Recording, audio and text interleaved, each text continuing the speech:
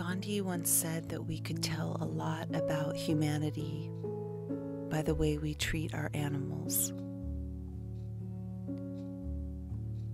There is nothing more upsetting or painful to me than to see the cruelty of animals that happens on our planet. And I feel a sense of hopelessness when I witness, or some algorithm on social media thinks it's necessary to put such violence in front of my face. There was a time when I was younger when I would watch these videos to be aware. And I'm grateful that I became aware of such a problem happening so blatantly in life. And it was terrible to witness all of that, but it also put me on a journey of realizing that I needed to do something to help. At a certain point, I couldn't watch it anymore. At a certain point, the awareness just became wear and tear on my soul. Animal cruelty is one of those things that has the power to kill my soul, and I can't allow that to happen. So I stopped watching these videos and instead actively did something about it. That's when I entered rescuing animals. And my mission was to rescue senior animals. They're the hard ones to place. Everyone wants a puppy or, a newly born animal into this world, and there's so many animals that have been abandoned or cast aside, or if they have special needs, someone couldn't afford them and turns them into a shelter. And the sadness that animals experience is horrible. They experience feelings, and I know there's people out there that think they don't. Anyone who believes that, go to a shelter, foster an animal, and then tell me that they don't feel anything.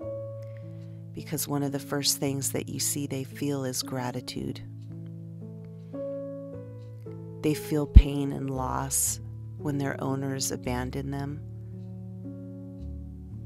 They get lethargic and depressed. That's feeling. So there's no doubt about that. I think when someone doesn't want to acknowledge that animals have feeling, it's because they don't want to give the time or the effort that it takes to care for something other than themselves. It's a selfishness to believe that.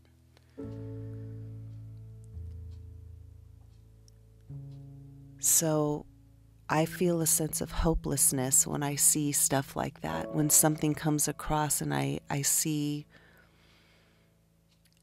something happening locally in the US or out of the country, these horrible rituals that people do, killing and eating animals, but being cruel in the process. And this is not a video about, trying to make everybody a vegetarian. I understand that. There's no judgment there. Cruelty does not need to be part of the equation. Things can be done humanely if someone is making the choice to partake in that. I personally don't, and I don't miss it. It's always hurt my heart to eat meat because I knew where it came from. I've always been that way.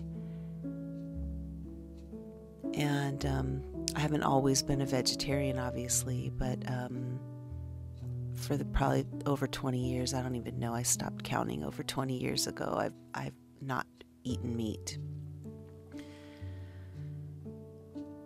And I don't miss it. So, in order to combat the hopelessness that we often can feel from looking around at this world and seeing the horrible things that people are doing, one of the ways that I feel better is that I do something. I take an action. And this doesn't mean, not everybody can go and work in a shelter and volunteer that time. That works for some people. And that's an option. You can volunteer your time at a shelter because they need help. You can foster. You can go get animals and take the best care of them as you can. And this is what I chose, which was I chose to rescue senior animals. And I would go in and find the one that had been there the longest. Who's been here the longest? That's what I'd say. And usually that one is the hardest case. People might love them, but they don't. They're afraid to take them because they don't know if they can take care of them. And those are the ones that I bring home and give the best life. And I do it in my own way to combat that sadness. As human beings in general, we help ourselves and our pain and our sadness and our depression by helping others. It reinforces that there is good in the world and that the good starts with us. I can't control what other people do. There are laws that protect things, and there are actions that people can take to make change, and I'm all for that. But the way that I personally combat my sadness and depression over what I see in the world happening to animals is by taking an action myself. So when I look at my little girl that I have now, who's a rescue, and her sister passed away not too long ago, they had been there the longest in the shelter. Two sisters that had to be adopted together, both with medical issues, both aged, and I adopted both of them and took them home.